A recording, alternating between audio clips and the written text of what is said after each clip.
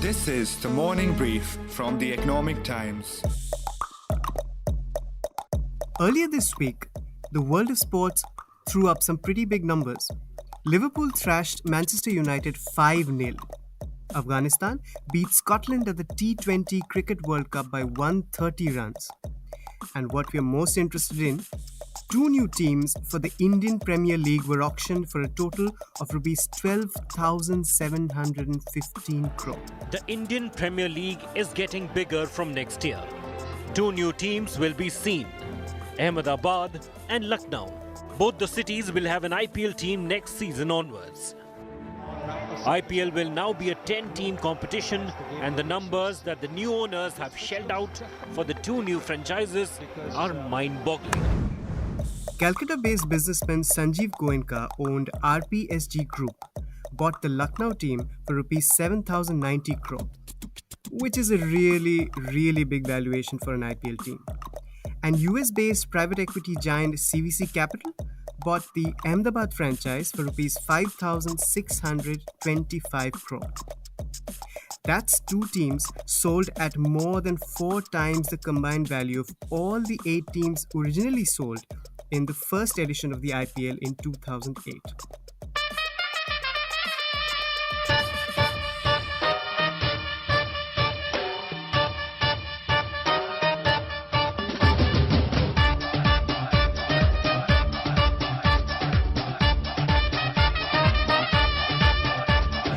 The Indian Premier League is a billion-dollar sporting extravaganza where the country's wealthiest corporates, biggest brands, and some of the world's best players come together in a carnival of cricket, cheerleaders, and celebrities. It's always been a mega moolah event, and now it's getting way bigger. Soon, the BCCI will hold an e-auction to bid out the event's media broadcasting rights, its biggest revenue generator. By some estimates, the value of the contract is expected to touch more than rupees 35,000 crore, over twofold the current contract. Phew. I think I need some company to make sense of all this. Let me call my friend and colleague Nehal Chaliawala, ET's automotive journalist whose passion for cars is only matched by his love for cricket and other sports. Nehal, I can tell you really wanted to co-host this episode, right? Definitely, Anirban. IPL is super fun, but the economics of it are mostly a mystery to me, and I presume to most IPL fans like me. So can't turn down the offer to have a masterclass on the business of IPL, can I? Exactly. And in this episode, we are going to do just that. We will discuss the recent bids, the different revenue streams for the franchise owners, how long it may take for the latest teams to be profitable, how sustainable is the business model, and what are the challenges. It's the 29th of October. From the Economic Times, I am Anirban Chaudhary. And I am Nehal Chaliawala, and you are listening to the Morning Brief. Yes, this is as crazy as it gets as yet, at least until now. 12,715 crores for two franchisees. It's crazy considering that back in 2008, when the original 8 franchisees were sold, we saw them collectively being sold at 2,900 crores. And then again, don't forget that in 2010, BCCI had sold 2 new franchisees even back then. One had gone to Sahara at 1,700 odd crores. I think it was 1,702 or something. And the other franchise had gotten sold to Kochi at 1,533 crores. And imagine, people probably said at that time, oh my God, what are these numbers? Can the IPL even sustain these kind of numbers? Can a potential investor even kind of get back this kind of investment from the market? Now look at them. Where are they? Even the base price was around 2,000 crore going into this auction. That's K Shriniwas Rao, our colleague from the Times of India. Srini, or KSR as many of his friends call him, is arguably India's most prolific sports journalist, and inarguably the country's biggest expert on IPL. Srini has made some of the biggest news breaks in the sports world. Yeah, like Srini's sources are everywhere. But the two new IPL teams were being auctioned on Monday behind closed doors. Srini was sitting at home on his laptop and giving an almost minute by minute account of the bidding process to his 9,000 Twitter followers. Of course, he had shared the most crucial details before they got out of that bidding room. But even he was surprised by the numbers. In fact, they were more than double his estimates. As much as these are mind-boggling numbers, I feel that there has to be some method to madness. CBC's numbers, 5,625, I think that's a very smart number. Very, very smart number. What probably leaves me in a bit of doubt is probably how much has Mr. Goenka spent here. How much of that is business? How much of that is ego? How much of that is vanity? Now, that is something only time can tell us. Which brings us to the two new bidders, right? Yeah, who are these people? Like paying so much money for cricket teams based out of relatively smaller Indian cities. So let's look at the names. First up, Sanjeev Goenka and the RPSG Group. With a $6 billion asset base and $4 billion of annual revenue, the group's businesses include everything from power and energy to FMCG to infrastructure and education. The Goenkas have been involved with the IPL in the past too, right, Anirban? Yep, Goenka also owned the rising Pune Supergiant franchise, which, along with Gujarat Lions, was replacement for Chennai Super Kings and Rajasthan Royals in 2016 and 17. If you remember, CSK and RR was serving their 2-year bans for spot fixing by some of their owners. Goenka also owns a football franchise in Kolkata, which is part of the Indian Super League. In an interview about this deal, he said, "You invest a few crores for passion."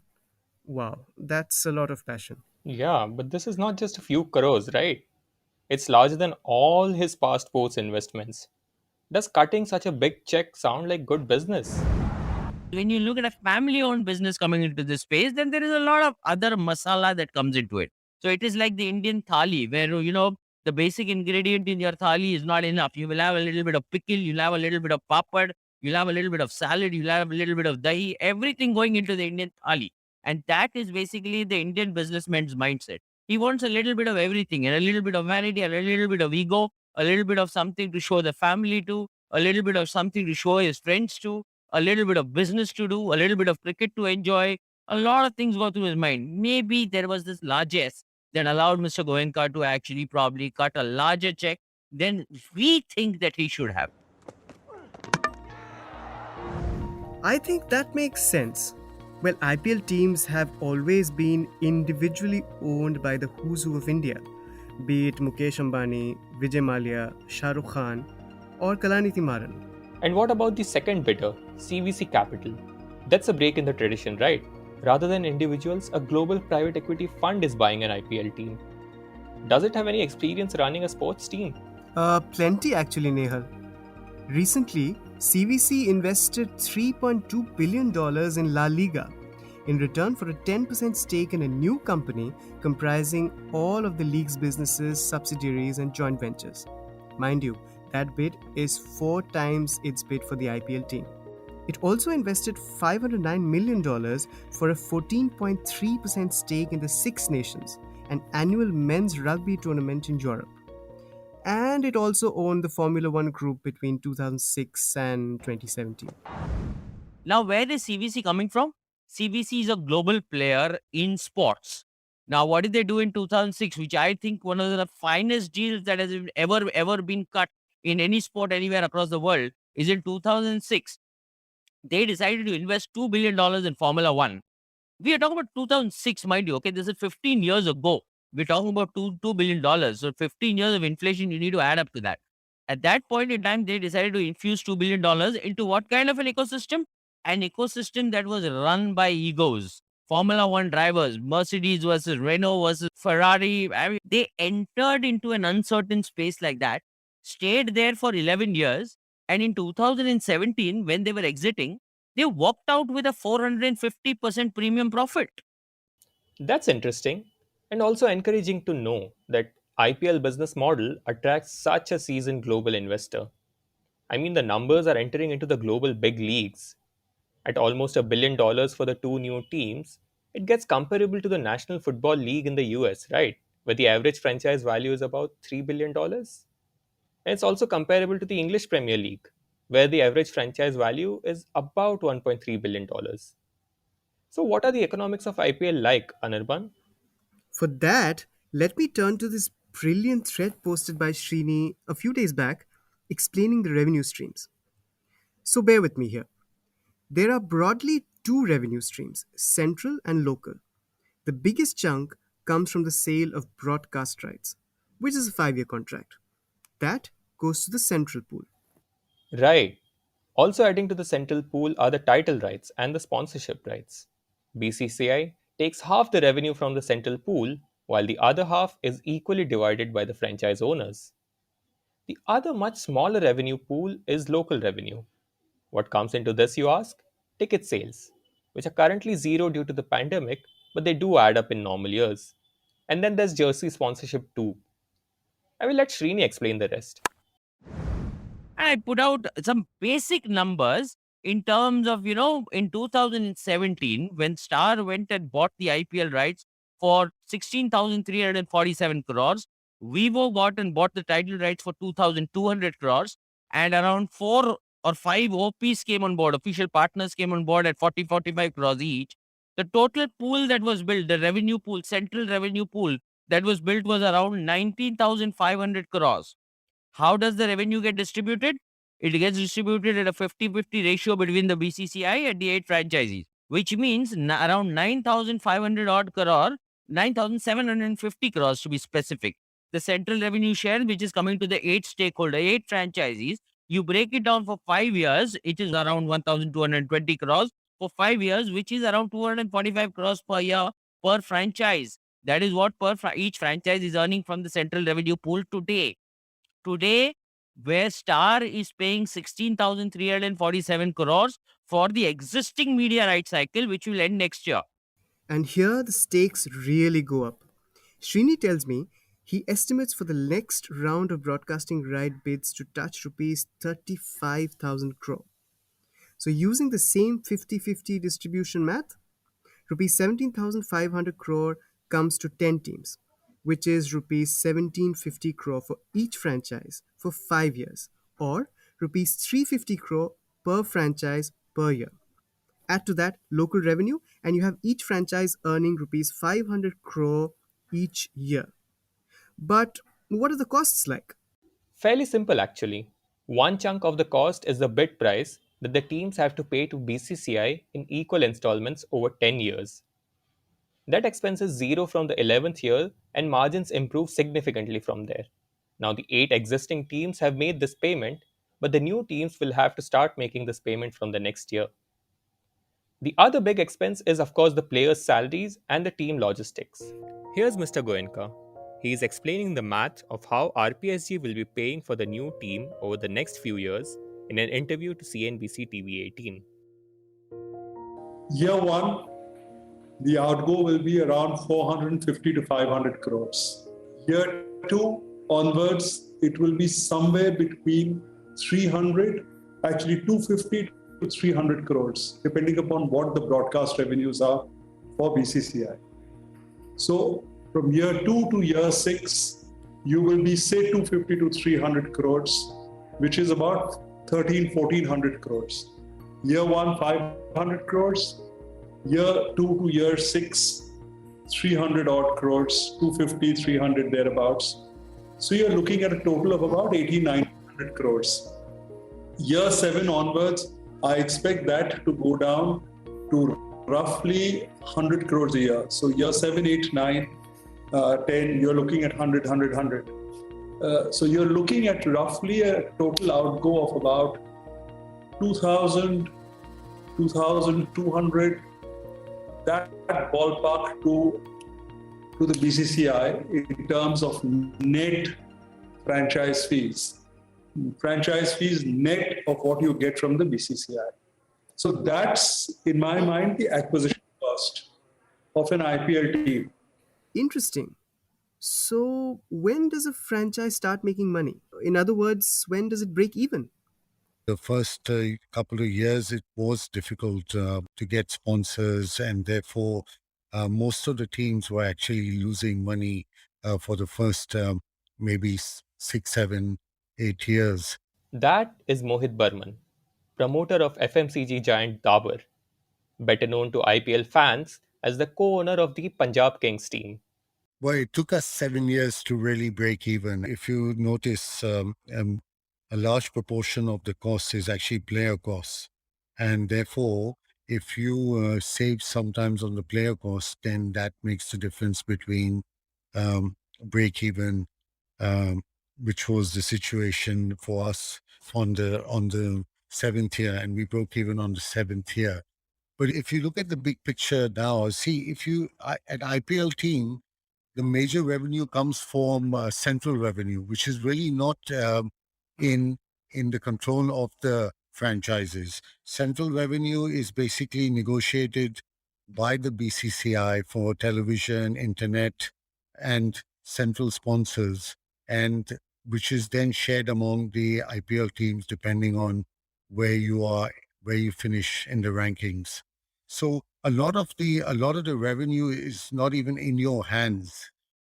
The franchise can really only make the revenue which comes from their own sponsors, as well as ticket revenue from their home stadiums, as well as merchandising, which is at this point very low. So we broke even on the seventh year due to the fact that we did not spend the whole purse on players. But what happened from the 10th year was that the central rights went up for auction, and therefore the central revenue that was coming back to us from the 11th year had become much larger. Therefore, from the 11th year, all the teams started to really make money. These two teams will, probably take quite some time to break even and make profit. And if you look at, they are obviously banking on the new central rights, because at these numbers of 7,000 and 5,000, I don't believe that with the existing um, revenue streams, they will make money for a long time. Okay, so the importance of the central revenue pool, led largely by media broadcast rights, which is the biggest revenue source and largely outside the franchise owner's control, will continue to grow, right? Of course, and don't forget the digital distribution rights on top of that. Facebook tried to bid for the digital rights of IPL for rupees 3,900 crore in 2017. However, it lost to Star, which gave a combined offering for digital and TV. But it's just a matter of time, right, before more competition comes up. Amazon is also expanding in this space. Last week, it snapped up the rights to stream the Autumn Nations Rugby League in the UK and Ireland. That would be one player to watch out for at the next auction. But Nehal, where's cricket in all this? Surely that's important too. Oh, definitely.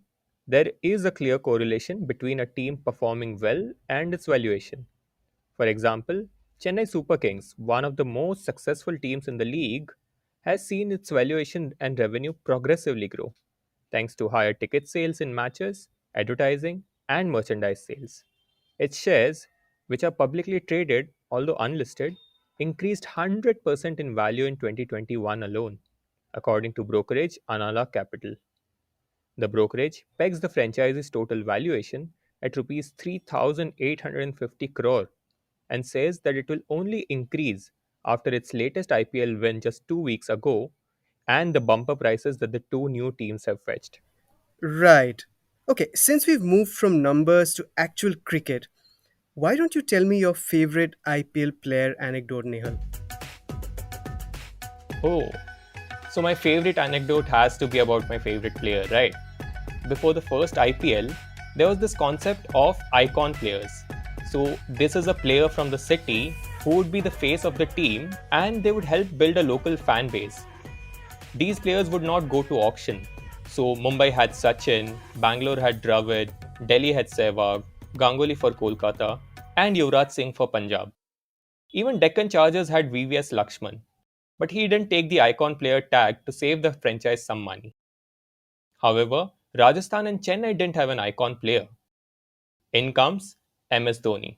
MS Dhoni has walked out to the middle. And what a reception. Yes. Those strong wrists come into play. And he's got it all the way for six. MS Dhoni. All the teams bid for Dhoni. While many came close, Chennai finally picked him up for $1.5 million. That was the biggest salary paid to any player that IPL season. And the rest is history. As far as icons go, there is arguably no more of an iconic player in IPL history than Dhoni for Chennai. Chennai people claim Dhoni as much as his hometown of Ranchi. Wow. So that is the story behind IPL's greatest mascot. Well, mine is one that was recently told to me by former KKR team director Joy Bhattacharya. So apparently in 2014, the KKR team selection had almost been completed, and it was a great squad. But just as an afterthought, the captain Gautam Gambhir suggested they might need to include one more player, one who could thrash with the bat and also bowl at 140 kilometers per hour. Who do you think came in thanks to this afterthought? None other than T20 superstar Andre Russell. He was brought to the team. Mr. Russell, you're up first. This is a biggie. Miller's under pressure. There's no doubt about it. That is large. That is large. 99 meters, you little. Wow! God knows what the IPL would have been without the Caribbean players.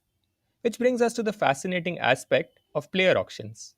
The point where actual run up to the IPL starts, and a lot of games are won even before the contest starts. Next year, there will be a mega auction. To be fair to the two new franchisees, existing teams can only retain 4 of their players, which includes a maximum of 2 foreign players and a minimum of 1. The rest of the players get auctioned. Do you think that makes sense, Anirban? Well, two sides to that argument, right, Nehal?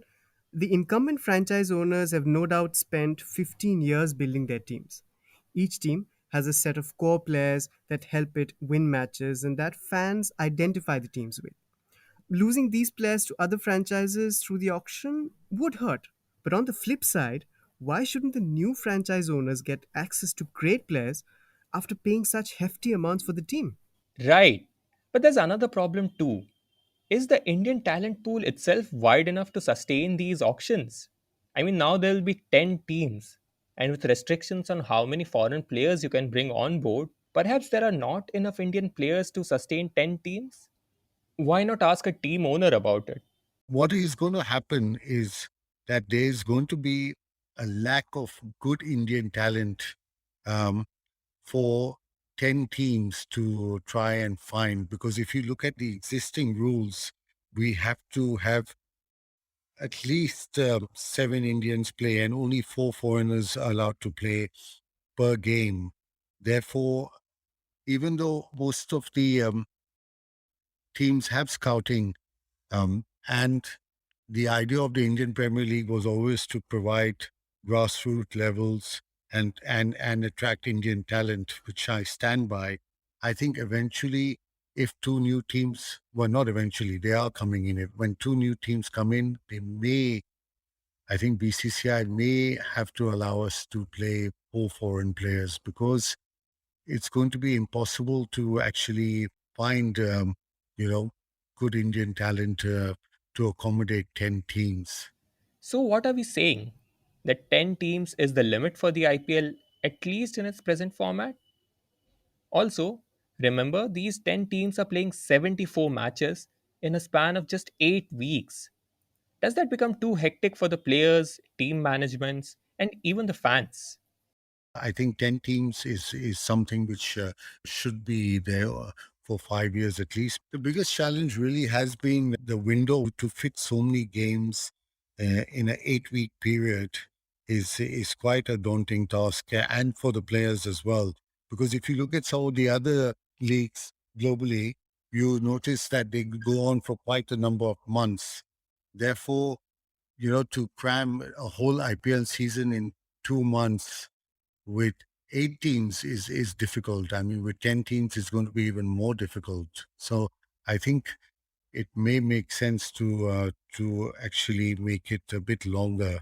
But if you look at the way the cricket players have their sort of commitments, they hardly get any time. So I don't know how BCCI and the other cricket boards will handle this, but I think with 10 teams, it will be a task to have it in such a short time period. Well, the IPL is many things. It's a cricket carnival. It's one of the most effective branding and marketing blitzkriegs ever. The one mega television event the country waits for. One place where actors, corporate captains wear team jerseys just like your average fan and cheer their team's horse. But is the 15-year-old league sustainable? Can it survive and thrive for close to a century like the National Football League that started in 1920 or the National Basketball Association that has been around for 75 years? Or does the gravy train stop somewhere? The gravy tray doesn't have to stop. It's just the gravy needs to get tastier.